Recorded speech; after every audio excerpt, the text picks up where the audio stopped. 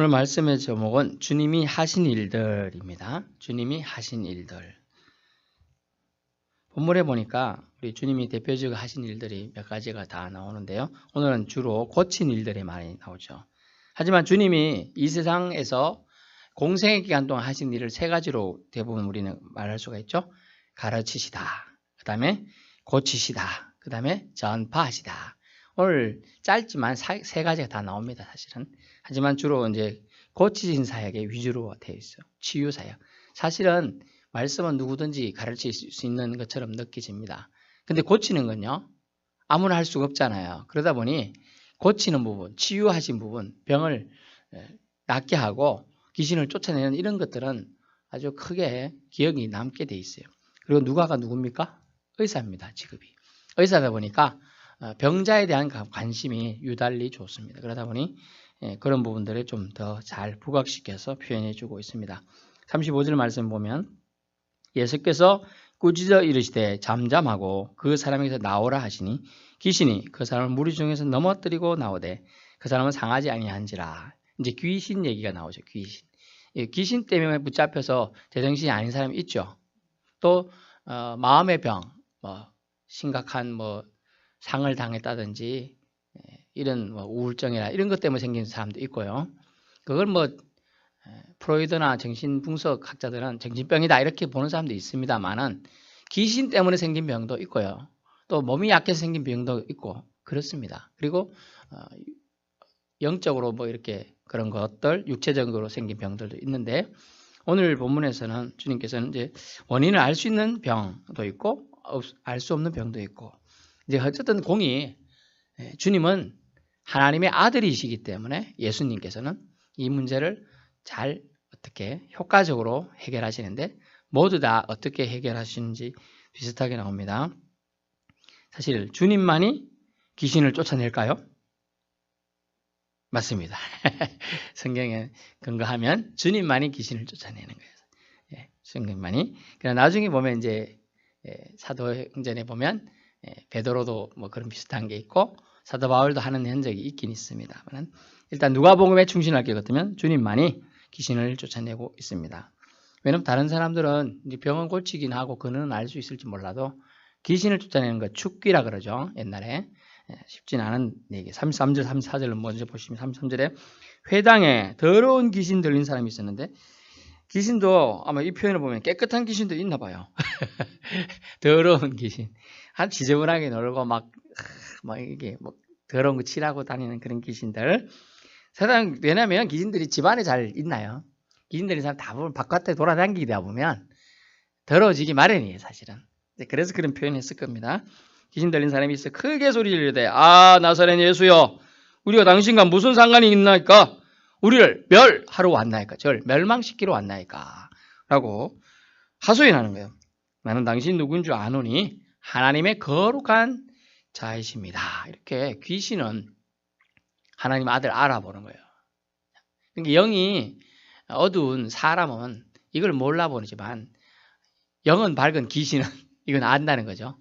귀신이 그러니까 영이 더 뛰어나다는 면도 있어요. 그래서 귀신에게 섣불리 대적할 건 아니에요. 그래서 사도행전에 보면 어느 제사장의 아들들이 자기도 귀신 쫓아내게 해달라, 이런 능력 달라, 이렇게 하다가 결국 귀신이 달라붙어서 고생하는 대목이 나옵니다. 그런 것처럼 우리가 섣불리 축기 사역 이런 거 아무나 할 수 있는 건 아님을 할 수가 있어요.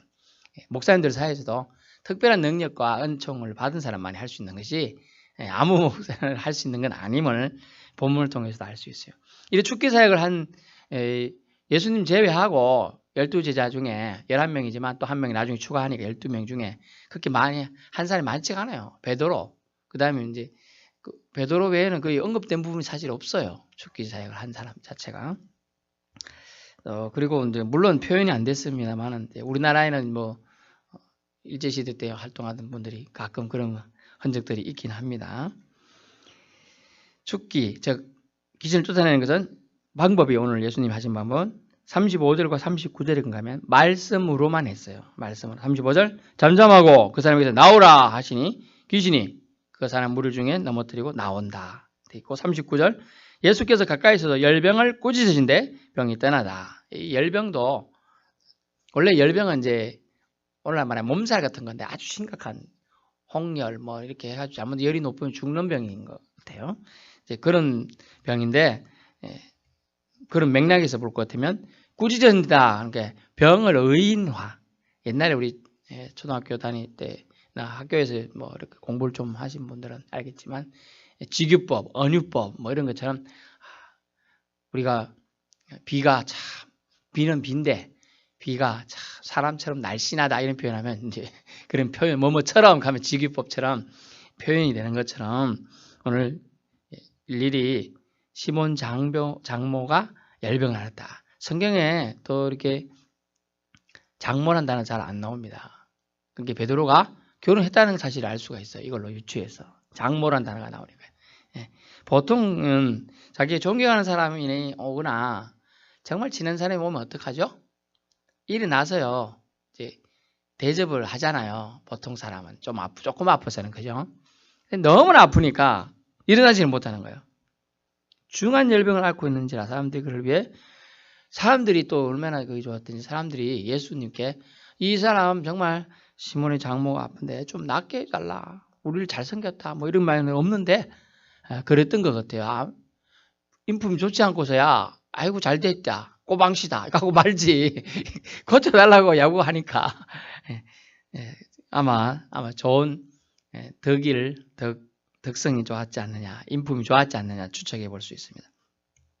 안수하심으로 39절에 시몬 장모 열병을 꾸짖음으로 고치는데 또 하나의 방법은 안수함으로 고치는 거예요. 말씀으로만 고치는 부분, 안수함으로 고치는 부분. 말씀, 우리 하나님은 태초에 천지를 어떻게 창조하셨죠?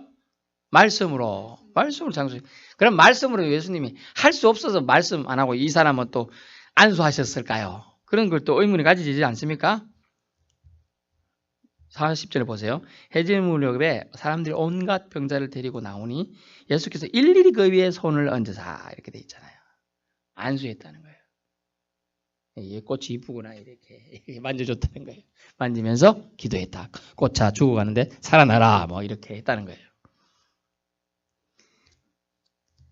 어떤 때는 말씀으로만 어떤 때는 안수하심으로. 이 말은 예수님이 이건 안 된다 이런 게 아니에요.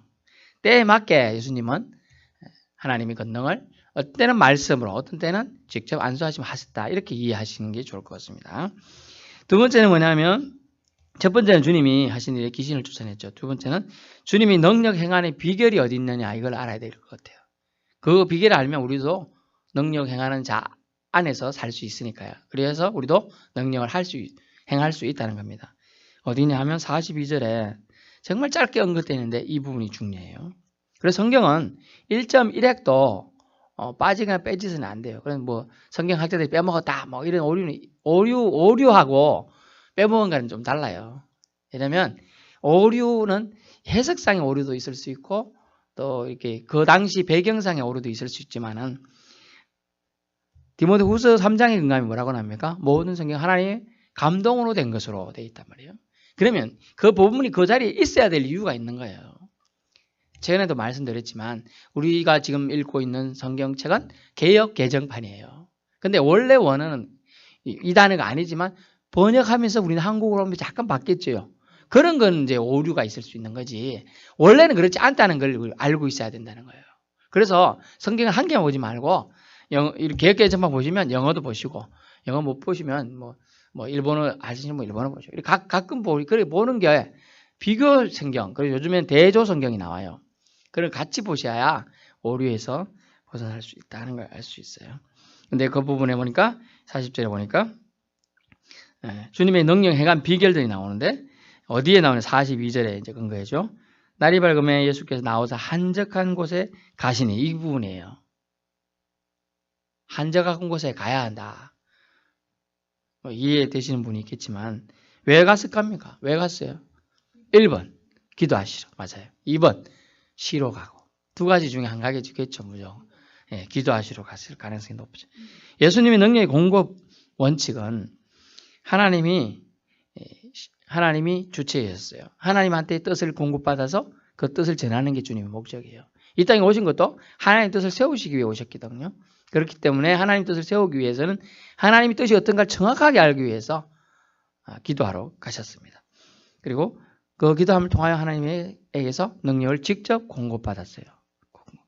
그래서 교제의 시간을 주님은 가지셨는데 한적한 곳에 와요. 좀 시끄러운 데서는 잘 안 되죠.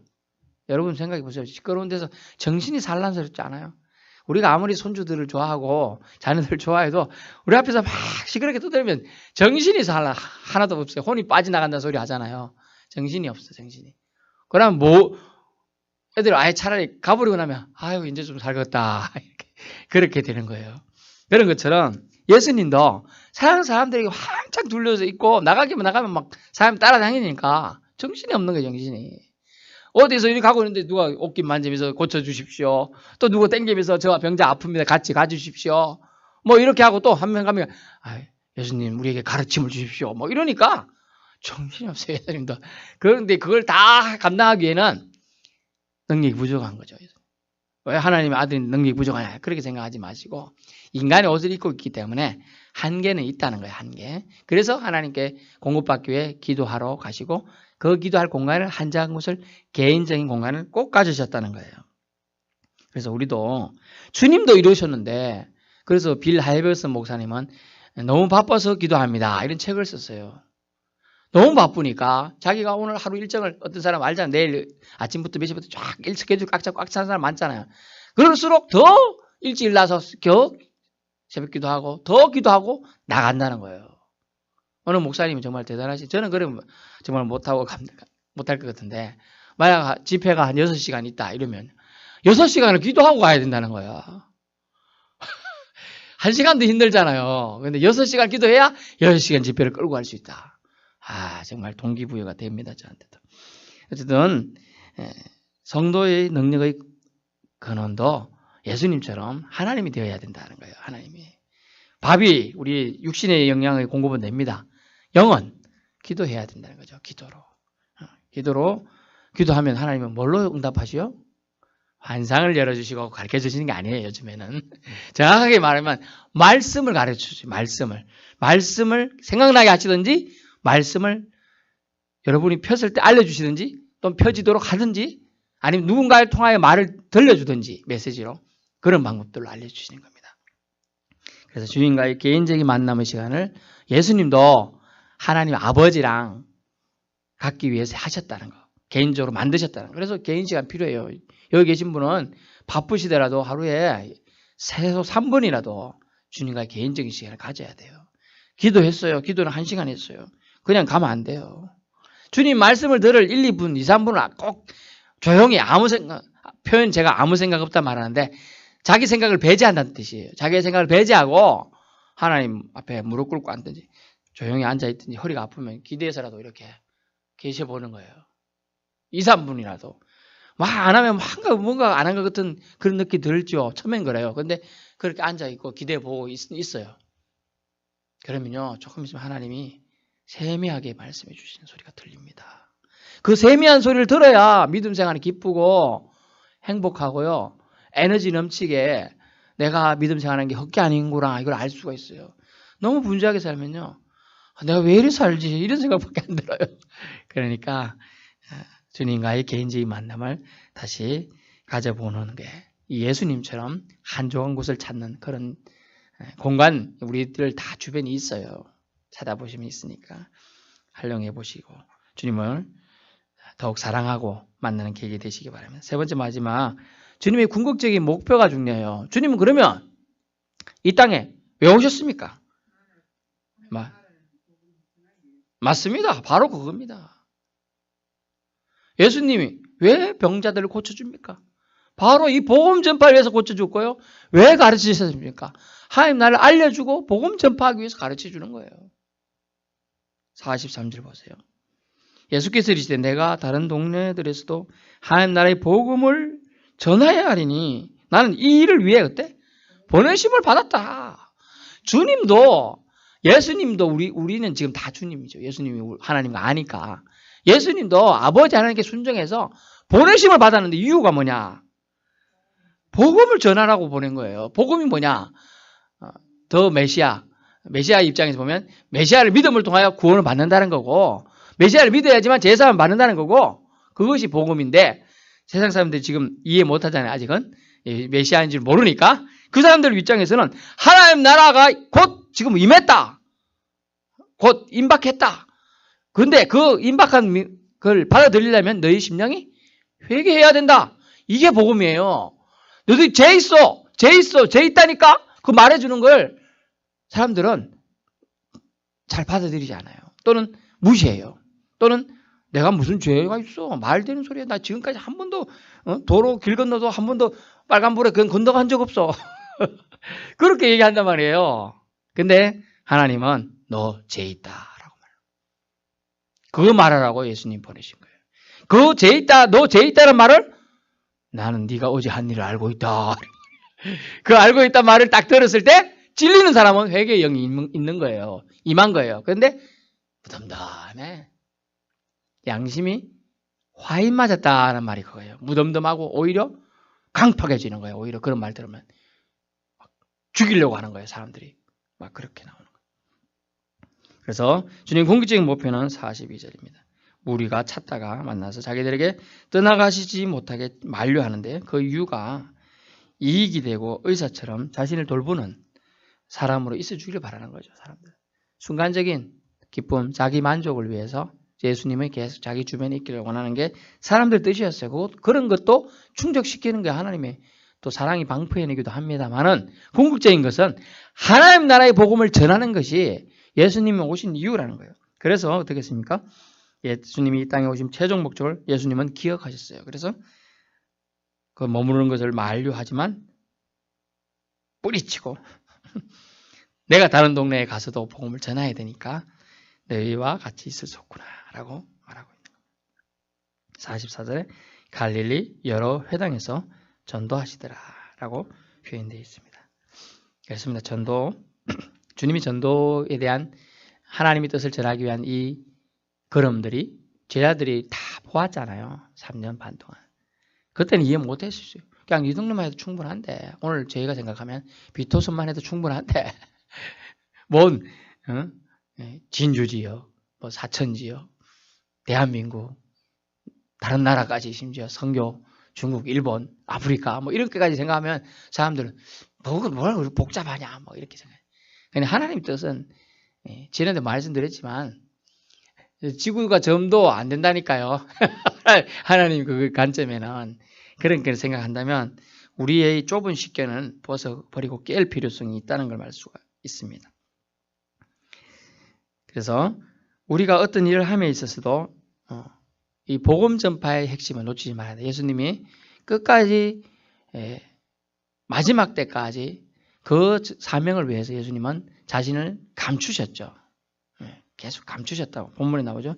그리스도이심을 귀신들은 알고 떠드는데 아직 때가 아니기 때문에 기다려라. 잠잠해라. 막 이렇게 호통을 칩니다. 그래서 우리가 전도할 때 가장 중요한 것은 복음을 제시해야 되는 거예요. 사실은. 저도 잘 안 되더라고요. 3년 정도 개척교회 하면서 예수님 믿으세요. 이 말보다 휴지 한 장 쓰세요. 말이 더 쉬워요. 물티슈 한 장 드릴게요. 그래서 나중에 한 6개월 하다가 바꿨습니다. 더운 여름이죠. 예수님 믿으세요. 요 앞에 교회입니다. 요 앞에 교회입니다 할 때까지 안 있어요. 사람들이. 예수님 믿으세요. 그저 지나가는데 1초도 안 걸리고 지나가잖아요. 막 따라가면 주면 막 짜증내요. 어떤 사람은 받긴 받았는데 집 던져버리고 가요. 이제 그런 것들이 있는 거죠. 그런데 그런 건 뭐 사람마다 다 반응이 다른 거니까요. 그래서 우리는 무슨 일을 하든지 주객이 전도돼서는 일을 해서는 안 된다. 주객이 뒤집혀지는 일을 해서는 안 된다. 우리 예수 믿는 자의 가장 중심은 누굽니까? 예수님이에요. 그래서 예수님이 하신 일이 뭡니까? 그걸 따라가는 게 우리의 표예요. 그래서 뭘 해야 돼요? 전도. 전도인데 뭐인데? 뭘 전하냐? 복음을 전해야 돼. 복음은 예수 믿으면 구원, 아니면 안타깝지만 오늘 귀신들이 한 말 멸하러 왔나에 가야 되는 거예요. 사실 예수님은 세상을 멸하러 온 게 아니었어요. 하지만 메시아로 영접하지 않으니까 예수님을 하나님께서 심판주로 만드셨다는 거예요. 심판주로. 지난주 했잖아요. 부활의 주를 심판장으로 만드셨다. 고린전서 10장 31절 우리는 기억해야 됩니다. 천국에서는 하나님 나라를 전파하는 것이 제일로 중요합니다. 그런데 너희는 먹든지 마시든지 무엇을 하든지 하나님의 영광을 위하여 하라 되어 있죠. 그런데 자세히 보면 다라는 단어가 있어요. 다 하나님의 영광을 위하여 하라. 고린전서 10장 30절. 다라는 거예요. 다. 올. 한 개 빼면 안 돼. 모든 게 다 하나님의 영광을 위하여. 전도회도 그렇고 임직식도 그렇고 우리가 밥 먹는 것도 심지어 어디 가서 밥 먹을 때 다 그래야 된다는 거고. 그러니 얼마나 의식이 되겠어요. 그래 그 사람은 정말 예수님 사랑하는 거죠. 모든 게 의식이 되니까 예수님이 생각이 나니까. 우리 사실 주일 올 때만 딱 생각한다면 예배에 올 때만 생각한다면 우리는 아직은 부족한 그릇이다. 그렇지만 우리는 구원받은 그릇인 거예요. 부족하지만 우리는 구원받은 줄 믿습니다. 그래서 교회 일이든 가정 일이든 개인 일이든 하나님의 영광을 위해 하게 하소서라는 기도가 우리의 기도 제목이 되어야 될 줄 믿습니다. 결론입니다. 주님은 오늘도 일하십니다. 어제도 일하셨어요. 그리고 내일도 일하실 겁니다. 우리를 위해서. 우리도 하나님 나라 위에 일해야 한다는 걸 오늘 예수님이 일하신처럼 우리도 하나님 나라가 전파되도록 함께 일하는 우리 비토교회 성도님들 되시기를 축원합니다. 주님 감사합니다. 우리 영혼을 잠잠히 사랑하시는 주님. 우리의 미래도 책임져 줄 믿습니다. 구원의 반열을 따르는 자들이 되게 해 주옵소서. 예수님 이름으로 기도드렸습니다. 아멘.